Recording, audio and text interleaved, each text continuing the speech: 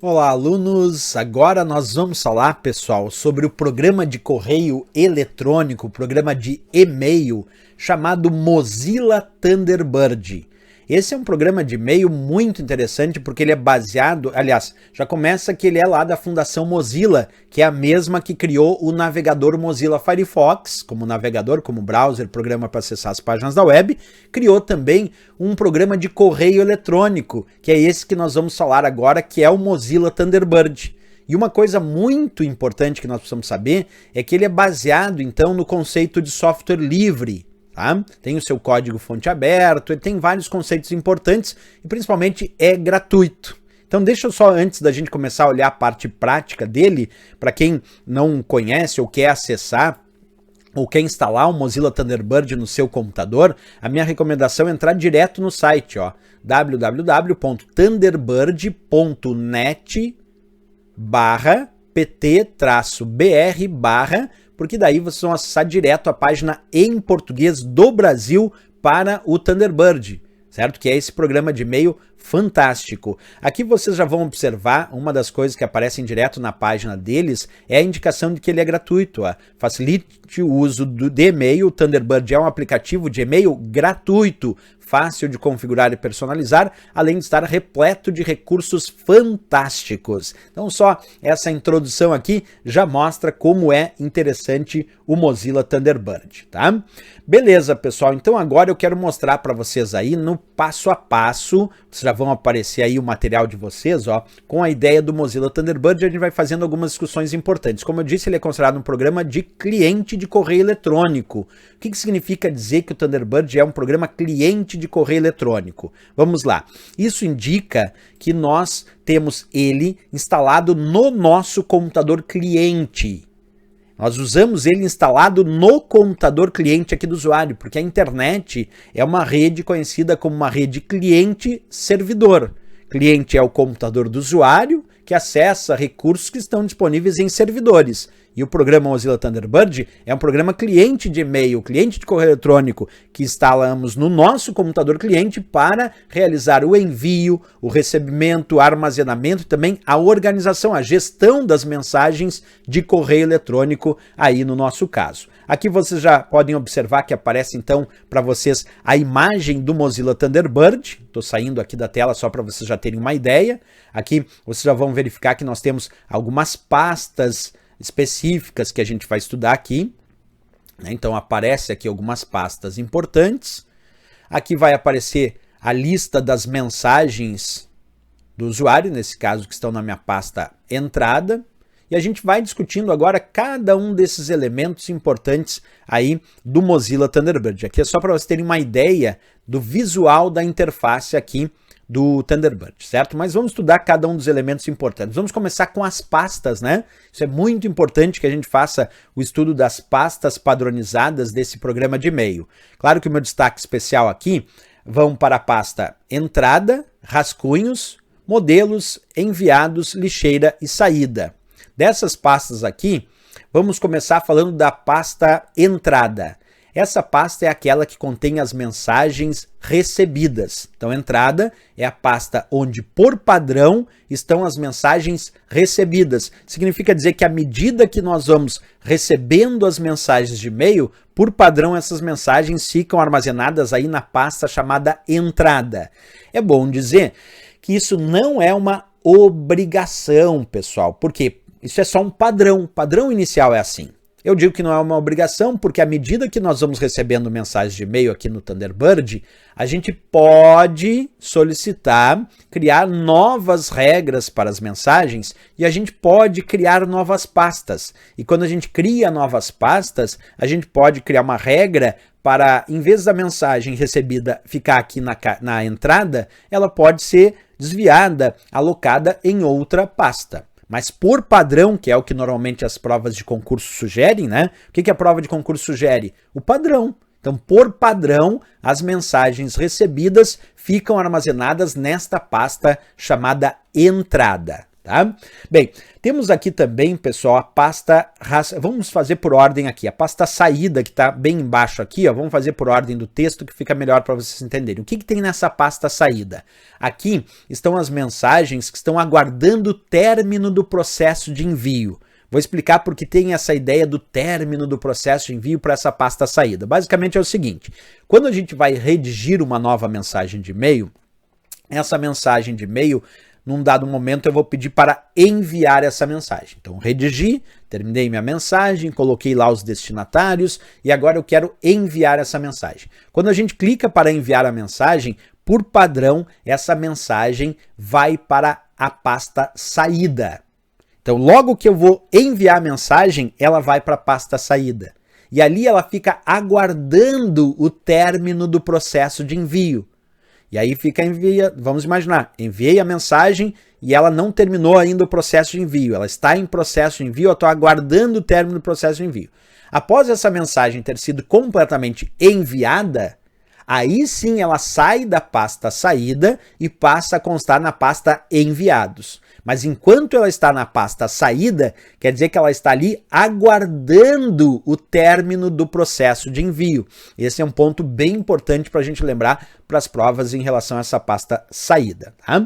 Seguindo adiante, como eu disse, depois que essa mensagem que estava ali na pasta saída foi completamente enviada, aí ela passa a constar automaticamente nesta pasta chamada enviados. Essa é a pasta para armazenamento das mensagens que foram de fato enviadas. Funciona então basicamente assim: redigi a mensagem, pedi para enviar. A mensagem foi para a pasta saída e começou o seu processo de envio. Assim que a mensagem foi de fato enviada, ela sai da pasta saída e passa a constar na pasta enviados, que ali, como o próprio nome indica, é a pasta que contém de fato então as mensagens que foram enviadas ali do computador cliente do usuário para a caixa postal da conta de e-mail. E depois, é claro, com todo o trâmite da mensagem, a mensagem vai acabar em algum momento chegando lá no destino final. Tá? Então esse também é um ponto interessante da nossa discussão.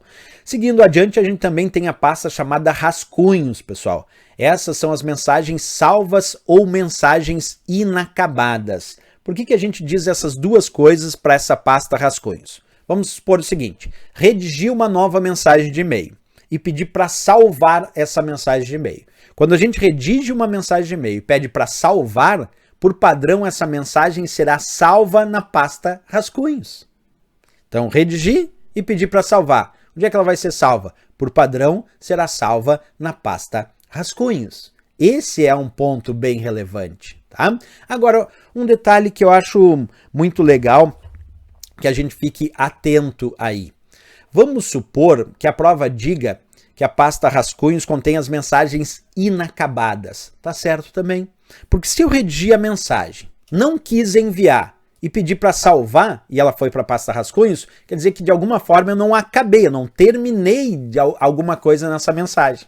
E como eu de alguma forma eu ainda não terminei alguma coisa nessa mensagem, a gente diz que a pasta rascunhos então contém também as mensagens inacabadas. Tá? Perfeito, vamos continuar. Outra pasta que está descrita aqui é a pasta lixeira. Essa é uma pasta, como o próprio nome diz, né, lixeira, para mensagens que foram excluídas das outras pastas. Quer dizer, à medida que nós vamos excluindo mensagens das outras pastas, por padrão, essas mensagens vão sendo guardadas ali na lixeira. E por quê, professor? Porque isso é o que a gente chama de arrependimento. Como assim arrependimento? Bem, eu resolvi deletar uma mensagem, excluir de uma pasta, e aí ela foi para a pasta lixeira, e eu me arrependi de deletar essa mensagem. Bem, eu posso entrar lá na pasta lixeira então e solicitar a recuperação dessa mensagem, quer dizer, continuar com acesso a ela. Então a lixeira é uma pasta que serve para esse arrependimento, fica ali armazenado, aí à medida que o usuário deletou uma mensagem e se arrependeu, ele entra lá na lixeira e consegue facilmente recuperar esta mensagem. Tá? Depois, pessoal, nós temos uma pasta especial aqui dentro do Thunderbird chamada modelos. Esta é uma pasta para armazenamento de mensagens que são utilizadas como modelos para novas mensagens. Por exemplo, de repente eu criei uma mensagem de modelo para quando eu envio mensagens para os alunos, e um outro modelo de mensagens quando eu envio para os fornecedores, e assim por diante. Quer dizer, a gente pode sim criar modelos de mensagem e depois criar uma nova mensagem baseada em um modelo que está armazenado aí na pasta modelos. Então não esquece, também é possível criar modelos para estas mensagens, certo? Perfeito. Outra coisa bem importante no estudo são os cabeçalhos de uma nova mensagem de e-mail. Porque quando a gente resolve enviar uma nova mensagem de e-mail, é muito importante saber que existem alguns cabeçalhos que a gente pode usar, né? Deixa eu deixar aqui a imagem numa posição que fique fácil vocês identificarem. Então, vem aqui comigo, ó. Imagina que então agora eu resolvi criar uma nova mensagem de e-mail aqui no Thunderbird, tá? Aí quando eu fui criar essa nova mensagem de e-mail, na verdade sou eu que estou enviando essa mensagem. Então aqui o D é o remetente, sou eu que estou enviando esta mensagem, tá? Em para são os destinatários que vão receber a mensagem original, ou os destinatários que vão receber a mensagem original. Então quem está listado em para, você sabe que é ou os destinatários que receberão a mensagem original. Nesse caso é rodrigo@empresa.com.br, o destinatário que está listado em para. E lembrando que quem está listado em para, além de receber a mensagem original, o seu endereço fica visível para os demais destinatários. Os demais destinatários saberão que o Rodrigo aqui recebeu a mensagem original, tá? Agora, pessoal, o que significa o CC? Que nesse caso aqui tem o carlos@empresa.com.br. Quem está listado em CC, CC significa a cópia carbono, vem de carbon copy ou simplesmente chamado de concópia, tá? Quem está listado em CC recebe de fato uma cópia dessa mensagem, que nesse caso é o carlos@empresa.com.br. Mas ele recebe uma cópia e o seu endereço fica visível para os demais destinatários. Quer dizer que os demais destinatários, seja o Rodrigo aqui ou a Maria Antônia, saberão que o Carlos recebeu uma cópia dessa mensagem, justamente porque ele está em CC. CC é só com cópia ou cópia carbono. Ele recebe uma cópia da mensagem e o seu endereço fica visível para os demais destinatários, que saberão que ele, Carlos, recebeu uma cópia dessa mensagem. Agora, olha a diferença. Quem está listado em CCO, e esse é o ponto importante aqui do estudo, quem está listado em CCO, que é a cópia carbono oculta, ou simplesmente com cópia oculta, observa, CCO é com cópia oculta, ou a cópia carbono oculta, nesse caso é a Maria Antônia, ela recebe uma cópia dessa mensagem, mas o seu endereço fica oculto para os demais destinatários. Significa dizer que o Rodrigo e o Carlos aqui não saberão que a Maria Antônia recebeu uma cópia da mensagem. Mas ela, Maria Antônia, sim saberá que Rodrigo e Carlos receberam a mensagem. Por quê? Porque ela está oculta para os demais, quer dizer, os demais destinatários não sabem que ela recebeu uma cópia dessa mensagem porque ela está em cópia oculta. Mas ela sabe dos outros, ela sabe ali que o Rodrigo e o Carlos receberam uma cópia dessa mensagem. E mais, pessoal, um outro ponto importante aqui. Se tivessem mais destinatários listados aqui em CCO, quer dizer, não só a Maria Antônia, tivesse aqui, por exemplo, um pedro@empresa.com.br, a Maria Antônia não saberia do Pedro e o Pedro não saberia da Maria Antônia. Porque entre os companheiros de CCO, um também não sabe do outro. Quer dizer, já que é cópia oculta, um não sabe que o outro também está ali em cópia oculta, tá?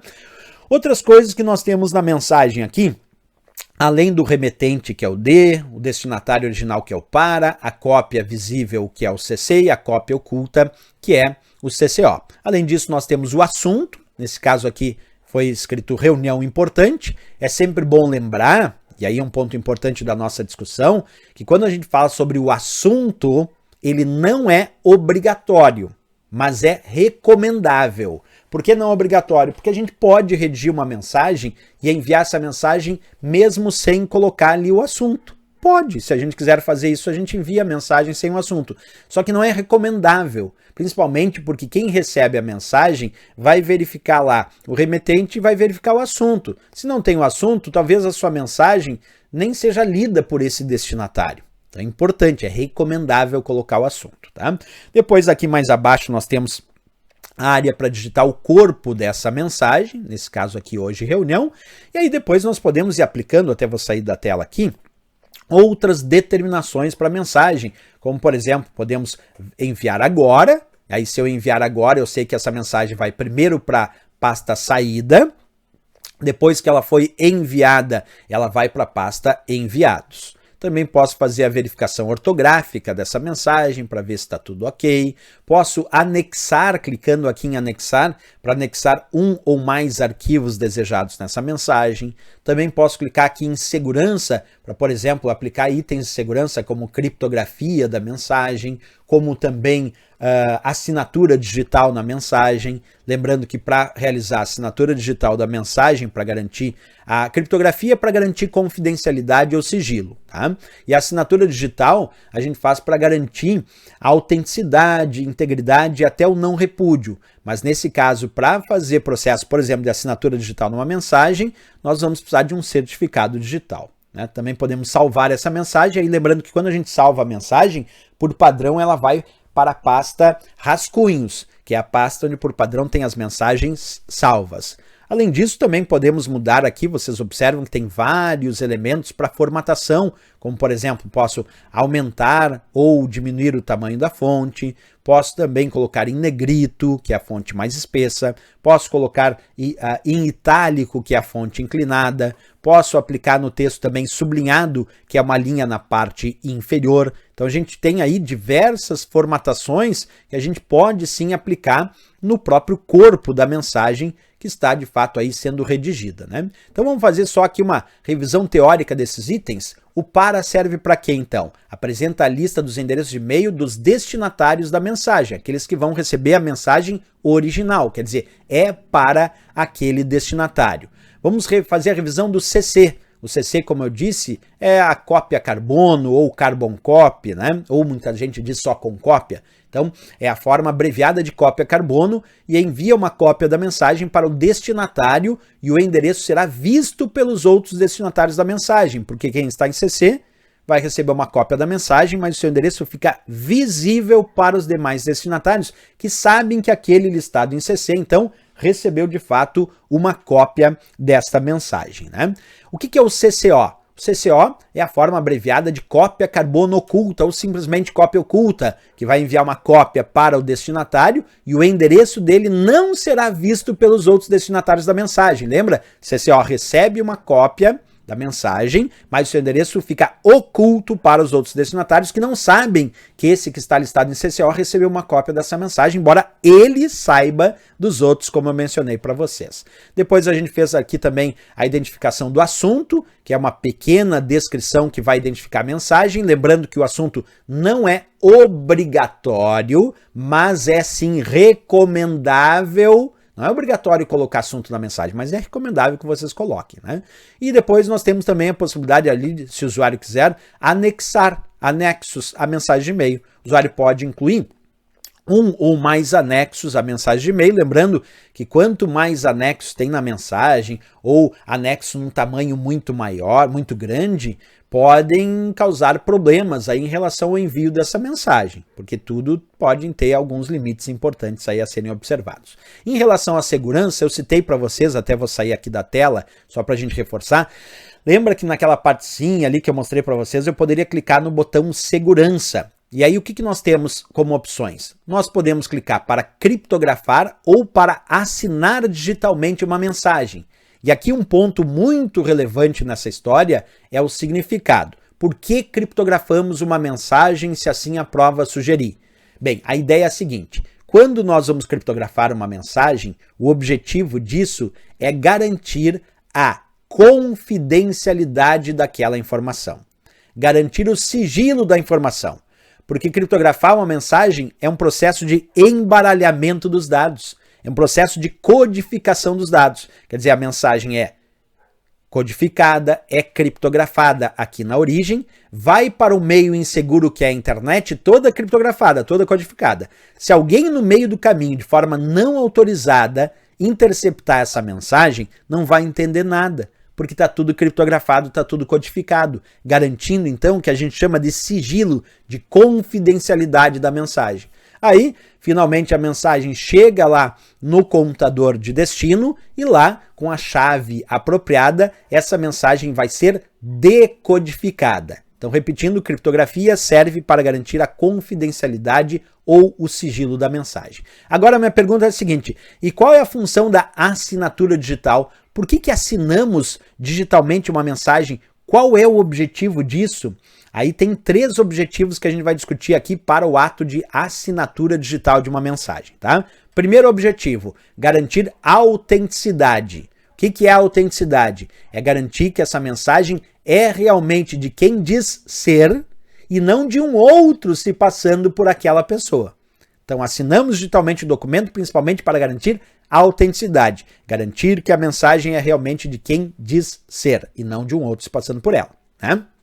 Agora, a assinatura digital também serve para garantir a integridade da mensagem. O que é a integridade? É proteger a mensagem contra alterações não autorizadas. Quer dizer, se alguém no meio do caminho alterar essa mensagem e ela foi assinada digitalmente, a assinatura digital já não é verificada como válida.